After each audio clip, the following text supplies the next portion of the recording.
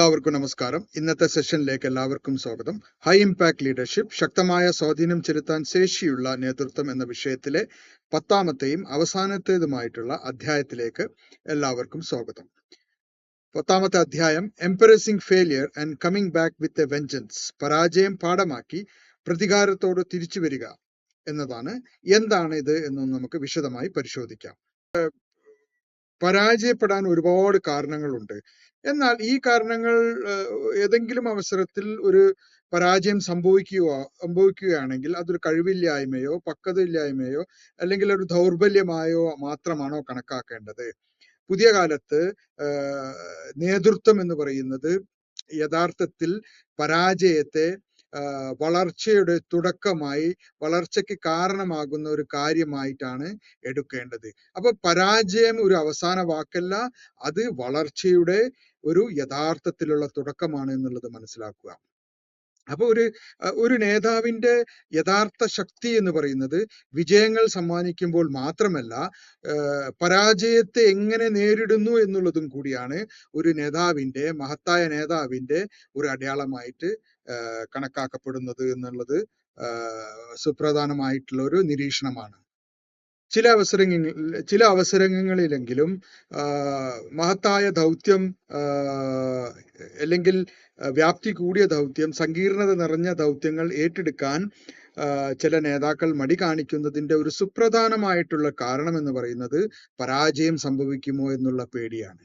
അപ്പം മഹത്തായ നേതാക്കൾ പരാജയം ഏറ്റെടുക്കാതെയോ അല്ലെങ്കിൽ അത് ഒഴിവാക്കാൻ ശ്രമിക്കുകയോ ചെയ്യുന്നവരല്ല. യഥാർത്ഥത്തിൽ പരാജയ ഭീഷണിക്ക് അപ്പുറമായി ദൗത്യം ഏറ്റെടുത്ത് വിജയിപ്പിക്കാനുള്ള ഒരു ആത്മധൈര്യം ഉണ്ടാവുകയും അഥവാ പരാജയപ്പെട്ടാൽ അതൊരു ദൗർബല്യമല്ലെന്നും അതൊരു മോശം കാര്യമല്ലെന്നും എൻ്റെ കാര്യശക്തിക്ക് പറ്റിയതല്ലെന്നും നിരാശപ്പെടാതെ പരാജയത്തിൽ നിന്നും എന്തെങ്കിലും പാഠം ഉൾക്കൊള്ളാനുണ്ടെങ്കിൽ അത് ഉൾക്കൊണ്ട് കൂടുതൽ ശക്തി ആർജിച്ച് വളരെയധികം പ്രതികാര ബുദ്ധിയോടെ വിജയിക്കണം എന്നുള്ള പ്രതികാര ബുദ്ധിയോടെ പരാജയം എന്നതിനെ പ്രതികാരം ചെയ്യണമെന്ന് വിജയിച്ചുകൊണ്ട് പ്രതികാരം ചെയ്യണമെന്നുള്ള ഒരു മനഃശക്തിയോടുകൂടി പരാജയത്തിൽ നിന്നും വിജയത്തിലേക്ക് മടങ്ങി വരുന്നവരാണ് യഥാർത്ഥ നേതാവ് എന്ന് പറയുന്നത്.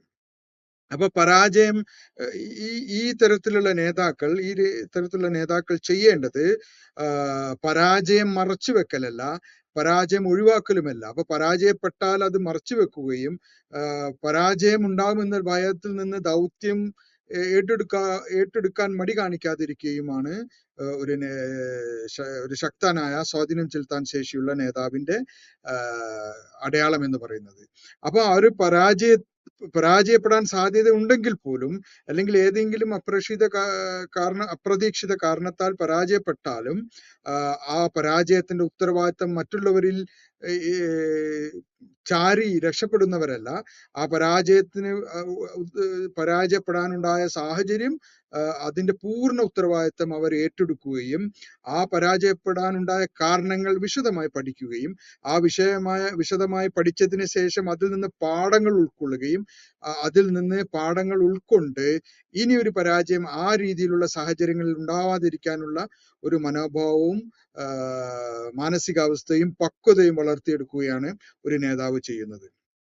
അപ്പം ഏതെങ്കിലും കാരണവശങ്ങളാൽ പരാജയപ്പെടുകയും പരാജയങ്ങളിൽ നിന്ന് പാഠങ്ങൾ ഉൾക്കൊള്ളുകയും ചെയ്താൽ കൂടുതൽ ശക്തമാകുന്ന തീരുമാനങ്ങൾ എടുക്കാൻ അവർക്ക് സാധിക്കുകയും അവരെടുക്കുന്ന തീരുമാനങ്ങൾ കൂടുതൽ വ്യക്തതയുള്ളതാവുകയും ചെയ്യും. അപ്പം ഒരു ശക്തമായ സ്വാധീനം ചെലുത്താൻ ശേഷിയുള്ള നേതാവിനെ സംബന്ധിച്ചിടത്തോളം പരാജയം എന്ന് പറയുന്നത് ഒരു ദൗർബല്യമല്ല, ഒരു മോശം കാര്യമല്ല, അതൊരു വളർച്ചയുടെ തുടക്കമാണ് എന്നുള്ളത് മനസ്സിലാക്കുക. അപ്പം വളർച്ചയുടെ തുടക്കമായിട്ട് കാണണം പരാജയം എന്നുള്ളത് ആണ് നമ്മൾ ശ്രദ്ധിക്കേണ്ട ഒരു നേതൃത്വ ഗുണം. ഒരു നേതാവ് എന്ന നിലയിൽ എപ്പോഴും വിജയങ്ങൾ സമ്മാനിക്കുമ്പോൾ മാത്രമല്ല പാഠങ്ങൾ പഠിക്കുകയും അല്ലെങ്കിൽ അദ്ദേഹം ഒരു ശക്തനായ മഹാനായ നേതാവാകുന്നത്.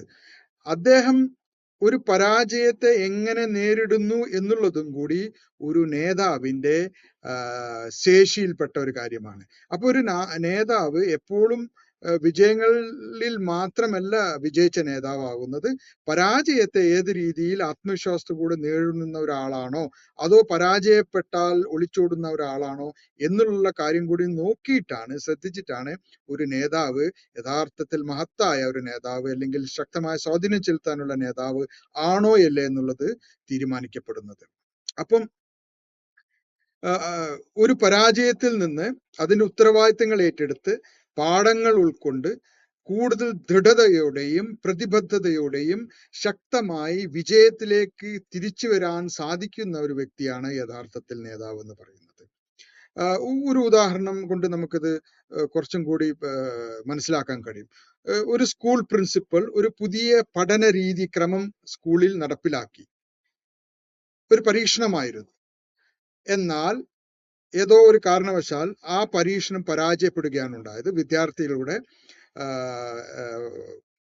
പഠന വൈഭവം യഥാർത്ഥത്തിൽ കുറയുകയും ആ ഉദ്ദേശിച്ച ഫലം ലഭിക്കാതെ പോവുകയും വിദ്യാർത്ഥികൾക്ക് യഥാർത്ഥത്തിൽ ഗുണത്തെക്കാൾ ദോഷമാണ് ഉണ്ടായത് എന്നുള്ളതാണ് യഥാർത്ഥം നടന്നതെങ്കിൽ, ആ ഒരു പ്രിൻസിപ്പൾ, ഒരു നേതാവ് എന്ന നിലയിൽ അദ്ദേഹം ആ പരാജയം മറച്ചു വെക്കാതെ അധ്യാപകരോട് എല്ലാവരും ആ ഒരു പരീക്ഷണത്തിന് തയ്യാറാകുമ്പോൾ അതിൽ ഉൾപ്പെട്ടിട്ടുള്ള മുഴുവൻ അധ്യാപകരെയും വിദ്യാർത്ഥികളെയും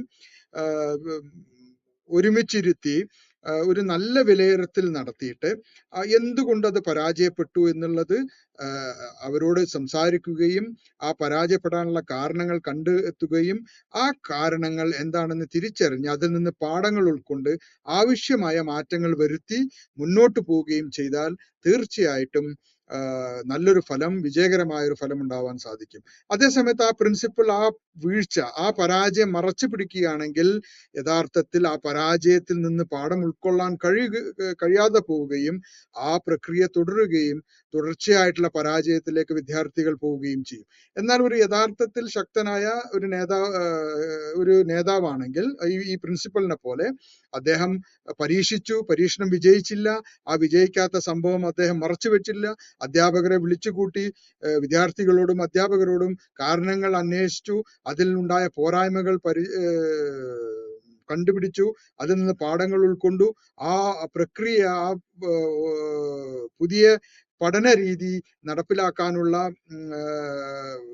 മാറ്റങ്ങൾ വരുത്തി, എന്നിട്ട് അത് വീണ്ടും പരീക്ഷിച്ച് അത് വിജയിപ്പിക്കാൻ സാധിക്കുന്ന രീതിയിലേക്ക് ഉയർത്തിക്കൊണ്ടുവന്നു.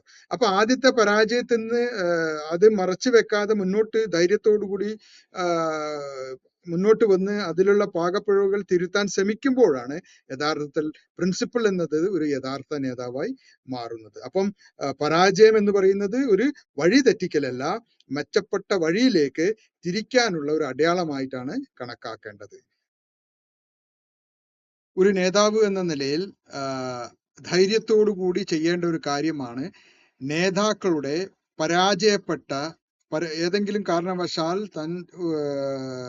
മുന്നോട്ട് വെച്ച ദൗത്യം പരാജയപ്പെടുകയാണെങ്കിൽ ആ പരാജയം തുറന്നു പറയുകയും ആ പരാജയത്തിന്റെ ഉത്തരവാദിത്വം സത്യസന്ധമായി ഏറ്റെടുക്കുകയും ചെയ്യുക എന്നുള്ളതാണ്.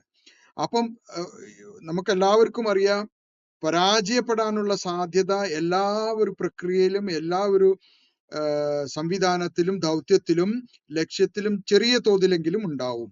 അപ്പം ആ പരാജയം ഒഴിവാക്കാൻ ആവാത്ത ഒരു കാര്യമാണ് എന്നുള്ളത് ധാരണ നമുക്ക് എല്ലാവർക്കും ഉണ്ട്. അതൊരു യഥാർത്ഥമായിട്ടുള്ള ഒരു കാരണമാണ്. അപ്പം ഒരു ഒഴിവാക്കാൻ സാധിക്കാത്ത ഒരു പരാജയ സാധ്യതയെ ഭയന്നിട്ട് ഒരു റിസ്ക് എടുക്കാതെ മുന്നോട്ട് പോകുന്നത് ഒരു നേതാവിന് ചേർന്ന കാര്യമല്ല.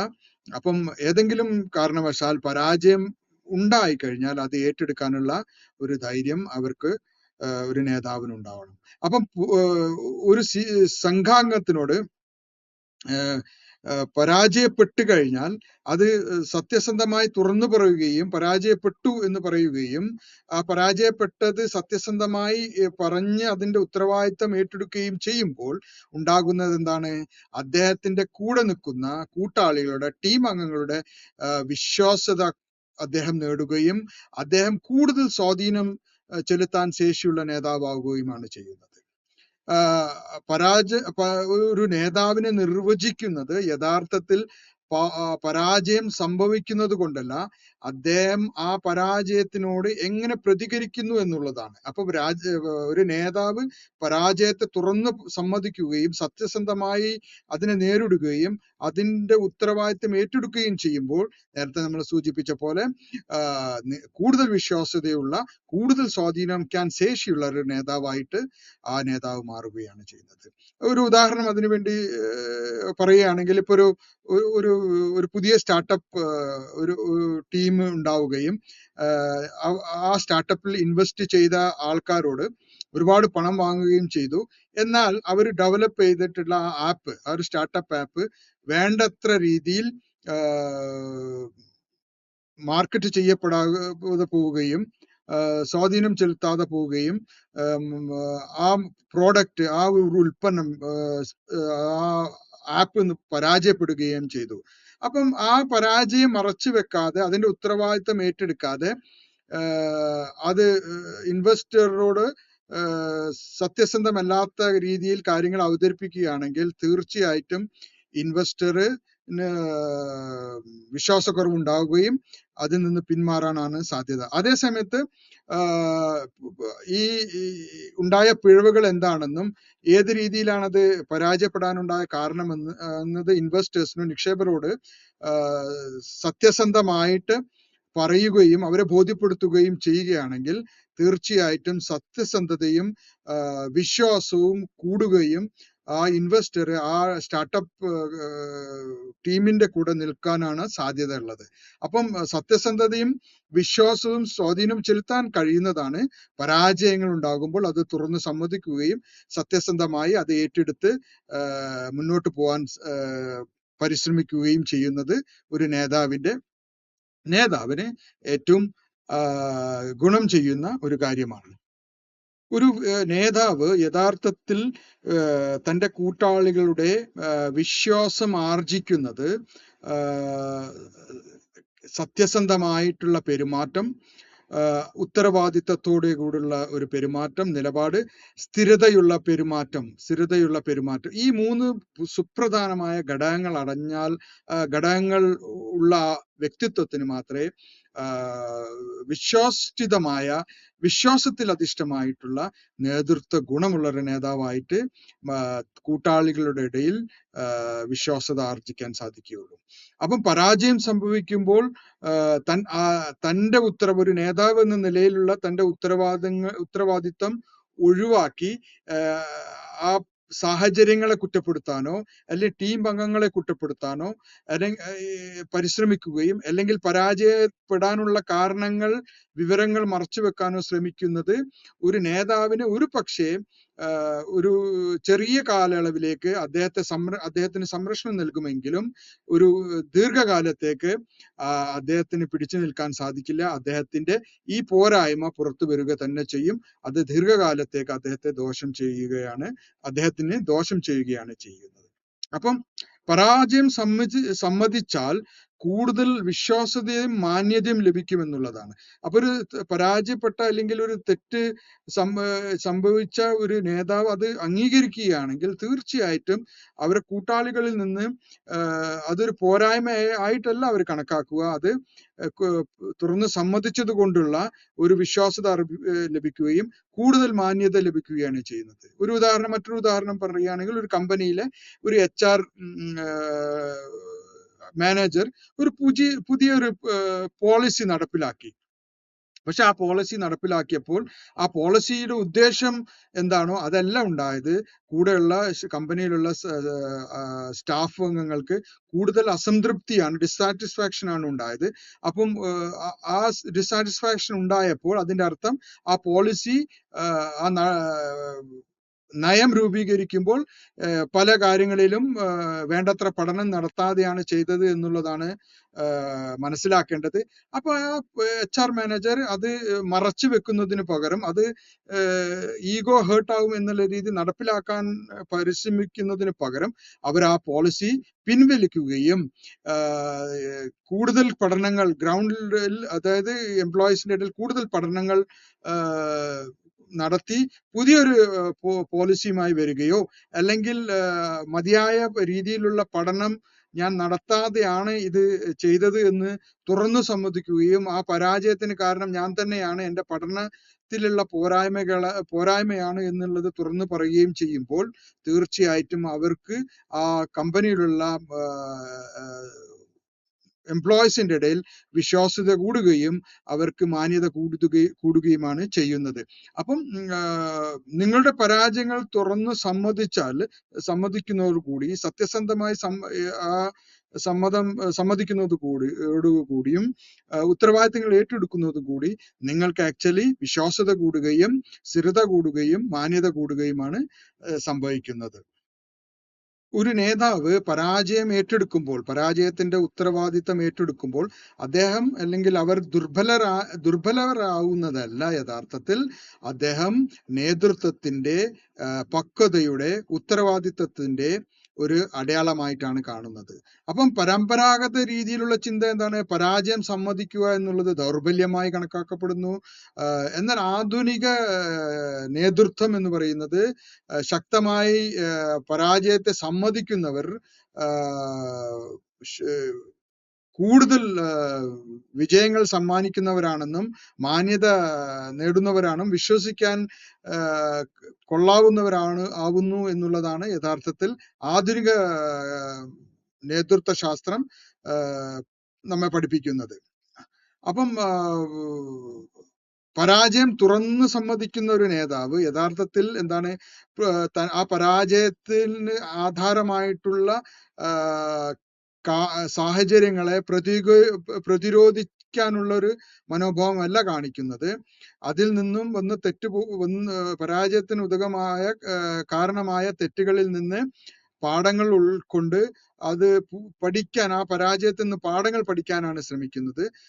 അതുകൊണ്ട് തന്നെ സ്വാഭാവികമായിട്ടും വളർച്ചയെ പ്രോത്സാഹിപ്പിക്കുന്ന ഒരു സംസ്കാരം തന്നിലും തന്റെ കൂട്ടാളികളിലും രൂപപ്പെടുത്തുന്നതാണ് നമുക്ക് കാണാൻ സാധിക്കുന്നത്. അപ്പം യഥാർത്ഥ നേതാക്കളെ തിരിച്ചറിയുന്നത് അവർ എത്രമാത്രം കാര്യങ്ങൾ വിജയിപ്പിച്ചു എന്നുള്ളതല്ല, പരാജയത്തെ എത്ര സത്യസന്ധമായി ഏറ്റെടുക്കുന്നുവെന്നും അതിൽ നിന്ന് പാഠങ്ങൾ ഉൾക്കൊള്ളുന്നു എന്നുള്ളതും കൂടി ഒരു സുപ്രധാനമായിട്ടുള്ള ഒരു ട്രൈറ്റാണ്, ഒരു ശേഷിയാണ് ഒരു നേതാവിനെ സംബന്ധിച്ചിടത്തോളം. പരാജയം എങ്ങനെയാണ് നമ്മളെ വളരെ ശക്തമായ പാഠങ്ങൾ പഠിപ്പിക്കുന്നത് എന്നുള്ളതാണ്. പരാജയം ഏറ്റവും നല്ല അധ്യാപകർ അല്ലെങ്കിൽ അധ്യാപകൻ ആവുന്നത് എപ്പോഴാണ്? എങ്ങനെയാണത്? നമുക്കറിയാം, നമ്മൾ സാധാരണ രീതിയിൽ പരമ്പരാഗതമായി നമ്മൾ ഒരു കാര്യം പഠിക്കുന്നത് പരിശീലനങ്ങളിലൂടെയാണ്, ട്രെയിനിങ്ങിലൂടെയാണ്, അല്ലെങ്കിൽ സിമുലേഷനിലൂടെയാണ്, സമാനമായിട്ടുള്ള ചുറ്റുപാട് സൃഷ്ടിച്ച് അതിലൂടെയാണ്, അല്ലെങ്കിൽ മാനുവൽസ് ആണ്, നമ്മൾ ഉപയോഗിക്കുന്ന മാർഗനിർദ്ദേശ പുസ്തകങ്ങളിലൂടെയാണ് നമ്മൾ പഠനം നടത്തുന്നത്. അല്ലെങ്കിൽ സാധാരണയായിട്ട് നമ്മൾ കോളേജിലും യൂണിവേഴ്സിറ്റികളിലും ട്രെയിനിങ് സെന്ററിലൊക്കെ പോയിട്ടാണ് നമ്മൾ പഠനം നടത്താറുണ്ട്. എന്നാൽ പരാജയം നമുക്ക് നൽകുന്ന പാഠം പുസ്തകത്തിൽ നിന്നോ സിമുലേഷനുകളിൽ നിന്നോ അല്ലെങ്കിൽ മാനുവലിൽ നിന്നോ ലഭിക്കുന്നതിനേക്കാൾ ശേഷിയും ശക്തവുമായിരിക്കും. അപ്പൊ നമുക്കുണ്ടാകുന്ന പരാജയത്തിൽ നിന്ന് നമ്മളെ പാഠം ഉൾക്കൊള്ളാൻ തയ്യാറായി കഴിഞ്ഞാൽ അതിൽ നിന്ന് ലഭിക്കുന്ന പാഠം എന്ന് പറയുന്നത് ഒരു മികച്ച അധ്യാപകനേക്കാൾ, അല്ലെങ്കിൽ അധ്യാപകൻ പഠിപ്പിക്കുന്നതിന് തത്തുല്യമായതായിരിക്കും. അപ്പൊ സാധാരണ രീതിയിലുള്ള പരമ്പരാഗത പഠന രീതിയിൽ നിന്ന് ലഭിക്കുന്ന പാഠത്തെക്കാൾ വലുതാണ് നമുക്ക് പരാജയത്തിൽ നിന്ന് നമ്മൾ പാഠം ഉൾക്കൊള്ളുമ്പോൾ. അപ്പൊ പരാജയം നമ്മളെ പഠിപ്പിക്കുക കൂടി ചെയ്യുന്നുണ്ട് എന്നുള്ളത് മനസ്സിലാക്കുക. ഉദാഹരണമായിട്ട് പറയുകയാണെങ്കിൽ, ഒരു കമ്പനി ഒരു തയ്യാറെടുപ്പുമില്ലാതെ ഒരു ആപ്പ് പുറത്തിറക്കുകയും പക്ഷെ പരാജയപ്പെടുകയാണ് ചെയ്തത്. അപ്പം പിന്നീട് അതെന്ത് പഠനങ്ങൾ നടത്തി എന്താണ് പോരായ്മകൾ എന്ന് കണ്ട് മാറ്റങ്ങൾ വരുത്തി പുതിയ ആപ്പായി മാറ്റങ്ങളോടുകൂടി ഇറക്കുമ്പോൾ അത് വിജയകരമായി എന്ന് കരുതുക. അപ്പൊ എന്താണ്, ആദ്യം ഇറക്കിയപ്പോൾ പരാജയപ്പെട്ടെങ്കിലും അതിൽ നിന്ന് ഒളിച്ചോടാതെ മാറ്റങ്ങൾ വരുത്തി പഠനവിധേയമായി മാറ്റങ്ങൾ, അത് ആ പരാജയത്തിന്റെ പാഠങ്ങൾ ഉൾക്കൊണ്ട് പരാജയപ്പെടാനുള്ള കാരണങ്ങൾ എന്താണെന്ന് മനസ്സിലാക്കി മാറ്റങ്ങൾ വരുത്തി അത് നമ്മളെ വിജയത്തിലേക്ക് നയിച്ചു. അപ്പം പരാജയം എന്ന് പറയുന്നത് ഒരു അധ്യാപകനോളം തുല്യമാണ് എന്നുള്ളത് ഒരു നേതാവ് മനസ്സിലാക്കേണ്ടതാണ്. എത്ര തന്നെ ശക്തമായിട്ടുള്ള പ്ലാനിങ്ങുകളോ അല്ലെങ്കിൽ തയ്യാറെടുപ്പുകളോ ഒക്കെ ഉണ്ടെങ്കിലും ചില അവസരങ്ങളെങ്കിലും ചില പല കാരണങ്ങളാൽ നമ്മൾ ഉണ്ടായിട്ടുള്ള ദൗത്യം അല്ലെങ്കിൽ ലക്ഷ്യം പരാജയപ്പെടാൻ സാധ്യതയുണ്ട്. അപ്പം പരാജയപ്പെടുമ്പോൾ നമുക്ക് മറഞ്ഞിരിക്കുന്ന ദൗർബല്യങ്ങളെ കാണാനും അതിലൂടെ നമ്മൾ സാധാരണ രീതിയിലുള്ള നോട്ടത്തിലൂടെ അല്ലെങ്കിൽ അനുഭവത്തിലൂടെ നമുക്ക് പ്രവചിക്കാൻ സാധിക്കാത്ത ചില ദൗർബല്യങ്ങൾ നമുക്ക് പരാജയപ്പെടുമ്പോൾ നമുക്ക് മനസ്സിലാകാനുള്ള അവസരങ്ങൾ ഉണ്ടാവാറുണ്ട്. അപ്പം ഫെയിലിയർ ഹൈലൈറ്റ്സ് ബ്ലൈൻഡ് സ്പോട്സ്. എന്താണ് ബ്ലൈൻഡ് സ്പോട്സ് എന്ന് പറയുന്നത്? നമുക്ക് കാണാൻ കഴിയാത്ത ചില ദൗർബല്യങ്ങൾ അല്ലെങ്കിൽ നമുക്ക് കാണാൻ കഴിയാത്ത ചില അനുമാനങ്ങൾ, തെറ്റായ അനുമാനങ്ങൾ, അല്ലെങ്കിൽ നമുക്ക് ആത്മവിശ്വാസം വളരെ കൂടിപ്പോയത് കൊണ്ട് നമ്മൾ കാണാൻ ശ്രമിക്കാതെ അല്ലെങ്കിൽ വേണ്ടത്ര ഗൗനിക്കാത്ത കാര്യങ്ങൾ. അപ്പൊ ഈ ബ്ലൈൻഡ് സ്പോട്ടുകൾ എന്തൊക്കെയാണെന്നും കാണിച്ചു തരാൻ പരാജയങ്ങൾക്ക് സാധിക്കും. അപ്പം നമ്മൾ പരാജയപ്പെടുമ്പോൾ നമ്മൾക്ക് ഈ ബ്ലൈൻഡ് സ്പോട്ടുകൾ വളരെ വ്യക്തമായി കാണാൻ സാധിക്കും. എല്ലാം കണക്കാക്കില്ല, നമുക്ക് ഏതൊരു അവസരത്തിലും ഏതൊരു ദൗത്യത്തിലും എല്ലാം കണക്കാക്കി എല്ലാം പരിഗണിച്ച് ചെയ്യാൻ സാധിക്കുമെന്നുള്ള ഒരു ബോധം നമുക്ക് കണക്കാക്കാൻ കഴിയുമെന്നുള്ള ബോധം അതൊരു തെറ്റായ ബോധമാണ് എന്നുള്ളത് മനസ്സിലാക്കാൻ നമുക്കൊരു വഴിയൊരുക്കുന്നതാണ് പരാജയം എന്ന് പറയുന്നത്. അതുകൊണ്ട് തന്നെ നമുക്ക് കൂടുതൽ സമഗ്രമായിട്ടുള്ള വിശകലനത്തിലേക്കും പരിഗണനയിലേക്കും ചിന്തയിലേക്കും പോവാൻ സാധിക്കും. ഒരു ഉദാഹരണം പറയുകയാണെങ്കിൽ, ഒരു ഡ്രൈവർ വണ്ടി ഓടിക്കുമ്പോൾ വളരെ അഗ്രഗണ്യനായിട്ടുള്ള ഡ്രൈവറാണ്, വളരെയധികം കാലത്തെ പരിചയമുള്ളതാണ്. എന്നാൽ ഒരു അപകടം പറ്റുകയും ആ അപകടം എത്ര തന്നെ ശേഷിയുള്ള ആളാണെങ്കിലും എത്ര തന്നെ കഴിവുള്ള ആളാണെങ്കിലും അദ്ദേഹത്തിന് അപകടം പറ്റിയപ്പോൾ അദ്ദേഹത്തിന് തിരിച്ചറിവുണ്ടായി ഈ ഒരു കാരണം കൊണ്ടാണ് ഈ തെറ്റുണ്ടായത്. അപ്പം അടുത്ത പ്രാവശ്യം കൂടുതൽ ഉത്തരവാദിത്തം ഏറ്റെടുത്ത് കൂടുതൽ ശ്രദ്ധയോടെ കൂടുതൽ സുരക്ഷിതമായി വണ്ടി ഓടിക്കാൻ അദ്ദേഹം ശ്രദ്ധിക്കും. അപ്പൊ എത്ര തന്നെ പരിശ്രമിച്ചാലും ഒരു പക്ഷേ ബ്ലൈൻഡ് സ്പോട്ടുകൾ ഉണ്ടാവാൻ സാധ്യതയുണ്ട്. ആ ബ്ലൈൻഡ് സ്പോട്ടുകൾ നമുക്ക് മനസ്സിലാക്കി തരുന്നത് പരാജയങ്ങളാണ്. ഒരു നേതാവ് എന്ന നിലയിലോ അല്ലെങ്കിൽ വ്യക്തി എന്ന നിലയിലോ ആർജിക്കേണ്ട ഏറ്റവും സുപ്രധാനമായിട്ടുള്ള ഒരു ശേഷി എന്ന് പറയുന്നതാണ് റെസിലിയൻസ് എന്ന് പറയുന്നത്. റെസിലിയൻസ് എന്ന് പറയുന്നത് പ്രത്യാഘാതങ്ങളെ തരണം ചെയ്യാനുള്ള ശേഷിയെയാണ് റെസിലിയൻസ് എന്ന് പറയുന്നത്, അല്ലെങ്കിൽ പ്രതിരോധ ശേഷി എന്നും പറയാം. അപ്പം ഒരു തിരിച്ചടി ഉണ്ടാകുമ്പോൾ, ഒരു പ്രതിസന്ധി ഉണ്ടാകുമ്പോൾ, ഒരു പരാജയം ഉണ്ടാകുമ്പോൾ തിരിച്ചു വരാനുള്ള ശേഷിയെ സൂചിപ്പിക്കുന്നതാണ് റെസിലിയൻസ് എന്ന് പറയുന്നത്. അപ്പം ഏതൊരു വ്യക്തിയുടെയും വളർച്ചയിൽ ഏറ്റവും സുപ്രധാനമായിട്ടുള്ള കാര്യമാണ് ഈ റെസിലിയൻസ്, പ്രത്യാഘാത ശേഷി എന്ന് പറയുന്നത്. അത് ഉണ്ടായിരിക്കേണ്ടത് വളരെ നിർബന്ധമാണ്, അത് ആർജിക്കേണ്ടത് വളരെ നിർബന്ധമാണ്. അപ്പം റെസിലിയൻസ് എന്ന് പറയുന്നത് പരാജയം ഒഴിവാക്കാനുള്ള ഒരു കഴിവല്ല, യഥാർത്ഥത്തിൽ പരാജയത്തിന് ശേഷം ഉയർത്തെഴുന്നേൽക്കാനുള്ള ശേഷിയെയാണ് റെസിലിയൻസ് എന്നുള്ളത് സൂചിപ്പിക്കുന്നത്. അപ്പൊ ഈ ശേഷി കൈവരിക്കുന്നത് ഏതെങ്കിലും ഒരു സുപ്രഭാതത്തിലല്ല, അത് സമയത്തിനൊപ്പം ഈ തുടർച്ചയായിട്ടുള്ള പരാജയങ്ങളിൽ നിന്ന് തിരിച്ചു വന്ന് അത് പ്രതിസന്ധികൾ മറികടന്ന് വിജയം കൈവരിക്കുന്നതോടുകൂടി കൈവരുന്നതാണ് പ്രത്യാഘാത ശേഷി എന്ന് പറയുന്നത്. അപ്പം ഈ ശേഷി കൈവരിക്കുന്നത് സമയമെടുക്കും, കാലമെടുക്കും, എന്നാലും അത് ആർജിക്കേണ്ടത് വളരെ വളരെ അത്യാവശ്യമാണ്. അപ്പൊ ഉദാഹരണമായിട്ട് പറയുകയാണെങ്കിൽ, ഒരു വിദ്യാർത്ഥി തുടർച്ചയായിട്ട് ഒരു പരീക്ഷയിൽ എത്ര പരിശ്രമിച്ചിട്ടും പരാജയപ്പെടുകയാണ്. എന്നിരുന്നാലും ആത്മവിശ്വാസം കൈവിടാതെ, നിരാശപ്പെടാതെ, അതിൽ നിന്ന് ഒഴിഞ്ഞു പോകാതെ വീണ്ടും വീണ്ടും പരിശ്രമിച്ച് വിജയം നേടുന്നവരെ പരിശ്രമിക്കുന്നതാണ് റെസിലിയൻസ് എന്ന് പറയുന്നത്. അപ്പം പലവട്ടം വീണാലും വീണ്ടും വീണ്ടും ഉയർത്തെഴുന്നേറ്റ് ആ വിജയം കൈവരിക്കുന്നവരെ ആ പരിശ്രമം നിർത്താത്ത ഒരു ശേഷിയാണ് നമ്മൾ പ്രത്യാഘാത ശേഷി എന്ന് പറയുന്നത്.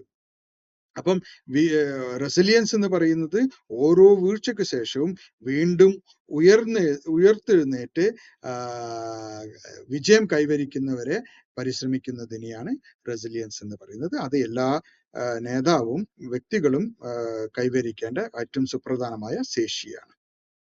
ഒരു നേതാവ് എന്ന നിലയിൽ ഒരു സ്ഥാപനത്തിൽ ഉണ്ടാക്കിയെടുക്കേണ്ട ഒരു സംസ്കാരം എന്ന് പറയുന്നത് പരാജയം തുറന്നു പറയാനുള്ള ഭയമില്ലാത്ത സംസ്കാരം ഉണ്ടാക്കുക എന്നുള്ളതാണ്. അപ്പം ഒരു സ്ഥാപനത്തിന്റെ സംസ്കാരം നിർണയിക്കുന്നത് ആ സ്ഥാപനം പരാജയത്തോട് എങ്ങനെ പ്രതികരിക്കുന്നു എന്നുള്ളതിനനുസരിച്ചാണ്. ആ സ്ഥാപനത്തിന്റെ ദീർഘകാലത്തെ പ്രകടനം എന്താണ് എന്നുള്ളതാണ്. ഏതൊക്കെ രീതിയിലാണ് നവീകരിക്കപ്പെടുന്നത് എന്നുള്ളതിനെ അടിസ്ഥാനപ്പെടുത്തിയാണ് സംസ്കാരം തീരുമാനിക്കപ്പെടുന്നത്. അപ്പം ഏതൊരു സ്ഥാപനവും പരാജയത്തിന് സാധ്യതയുള്ളതാണ്. എന്നാൽ പരാജയം തുറന്ന് അംഗീകരിക്കുന്ന സംസ്കാരങ്ങളുള്ള സ്ഥാപനങ്ങൾ മാത്രമേ ശക്തമായ ഉയർന്ന പ്രകടനം കാഴ്ചവെക്കുകയുള്ളൂ. അപ്പം പരാജയം സമ്മതിക്കാൻ സുരക്ഷിതമായ ഒരു സ്ഥാപനമാണോ ആ സ്ഥാപനം എന്നുള്ളത് വളരെ സുപ്രധാനമാണ്. അപ്പൊ പരാജയം തുറന്ന് പറയാൻ സാധിക്കാത്ത ഒരു സ്ഥാപനമാണെങ്കിൽ എന്താ സംഭവിക്കാൻ പോവുക? ആ തെറ്റുകൾ തീർച്ചയായിട്ടും മറക്കപ്പെടും. കാരണം തെറ്റുകൾ സംഭവിച്ചു കഴിഞ്ഞാൽ അതിൽ ശിക്ഷിക്കപ്പെടുമെന്നുള്ളതും അതൊരു ദൗർബല്യമാണെന്നും പോരായ്മയാണെന്നുള്ള ഒരു കാഴ്ചപ്പാടുണ്ടാകും. പഠനം നിൽക്കുന്നു, തെറ്റുകളിൽ നിന്ന് പഠിക്കാനുള്ള ശേഷി ഇല്ലാതാവുന്നു, പിന്നെ പുരോഗതി മന്ദഗതിയിലാകുന്നു എന്നുള്ളതാണ് നമ്മൾ തെറ്റുകൾ പുറത്തു പറയാനുള്ള സംസ്കാരമില്ലാത്ത സ്ഥാപനങ്ങളായി മാറുമ്പോൾ ഉണ്ടാകുന്ന പ്രത്യാഘാതങ്ങൾ. അപ്പൊ ഒരു സ്ഥാപനം എന്ന നിലയിൽ ഒരു നേതാവ് പരിശ്രമിക്കേണ്ടത് പരാജയം തുറന്നു പറയാൻ ഭയമില്ലാത്ത ഒരു സംസ്കാരം സ്ഥാപനങ്ങളിൽ ഉണ്ടാക്കുക എന്നുള്ളതാണ്. അപ്പം നേതാക്കൾ യഥാർത്ഥത്തിൽ ചോദിക്കേണ്ട ഒരു ചോദ്യം എന്ന് പറയുന്നത് ആളുകൾ തെറ്റ് ചെയ്യരുത് എന്നല്ല, തെറ്റുകൾ ചെയ്താൽ സംഭവിച്ചാൽ അത് തുറന്നു പറയാൻ അവർക്ക് ഈ സ്ഥാപനത്തിൽ സംരക്ഷണമുണ്ടോ എന്നുള്ളതാണ് നേതാവ് ചോദിക്കേണ്ടത്. അപ്പം തെറ്റുകൾ സംഭവിച്ചാലും തെറ്റുകൾ ചെയ്തത് തുറന്നു പറയാനുള്ള സംസ്കാരം ഉണ്ടാക്കലും ആ തെറ്റുകൾ സംഭവിച്ചാലും തെറ്റുകൾ സംഭവിച്ച് തുറന്നു പറഞ്ഞാലും അതൊരു അദ്ദേഹത്തിന്റെ മുന്നോട്ടുള്ള സ്ഥാപനത്തിലെ നിലനിൽപ്പിന് ഭീഷണിയല്ല എന്നുള്ളതും അദ്ദേഹത്തിന് സംരക്ഷണം നൽകപ്പെടുമെന്നുള്ള ഒരു ആത്മവിശ്വാസം നേതാവ് ഉണ്ടാക്കിയെടുക്കേണ്ടതാണ്. ഈ അധ്യായം ഇവിടെ അവസാനിച്ചിരിക്കുകയാണ്. അപ്പം summary of embracing failure and come back with vengeance എന്ന അധ്യായത്തിന്റെ രത്ന ചുരുക്കം നമുക്കൊന്ന് നോക്കാം. പരാജയം ലജ്ജയില്ലാതെ അംഗീകരിക്കുക, അതൊരു മോശം കാര്യമല്ല എന്നുള്ളത് ഓർക്കുക. പരാജയത്തെ വളർച്ചയുടെ നിർണായക ഭാഗമായിട്ടാണ് കാണേണ്ടത്, അല്ലെങ്കിൽ പരാജയം എന്നിന്റെയും അവസാനമായിട്ടല്ല കാണേണ്ടത്. പ്രതിരോധ ശേഷി കാണിക്കുക എന്നുള്ളതാണ്. പരാജയത്തിൽ നിന്ന് എപ്പോഴും പാഠങ്ങൾ ഉൾക്കൊണ്ട് മുന്നോട്ട് വരാനുള്ള റെസിലിയൻസ് ഉണ്ടാക്കിയെടുക്കുക എന്നുള്ളതാണ്. തിരിച്ചടികളെ, സെറ്റ് ബാക്കുകളെ ഉപയോഗിക്കുക, ശ്രദ്ധയോടെ പഠിച്ച് കൂടുതൽ മെച്ചപ്പെടുത്തി തെറ്റുകൾ തിരുത്തി മുന്നോട്ട് വരാനുള്ള ശേഷി കൈവരിക്കുക. അപ്പം മഹത്തായ നേതാക്കൾ എന്ന് പറയുന്നത് പരാജയം ഒഴിവാക്കുന്നവരല്ല, യഥാർത്ഥത്തിൽ പരാജയങ്ങളിൽ നിന്ന് പാഠങ്ങൾ ഉൾക്കൊണ്ട് ശക്തമായി മടങ്ങി വരുന്നവരാണ് യഥാർത്ഥത്തിൽ ഹൈ ഇമ്പാക്ട് ലീഡേഴ്സ്. ശക്തമായ സ്വാധീനം ചെലുത്താൻ ശേഷിയുള്ള നേതാക്കളുടെ ഗുണം എന്ന് പറയുന്നത്.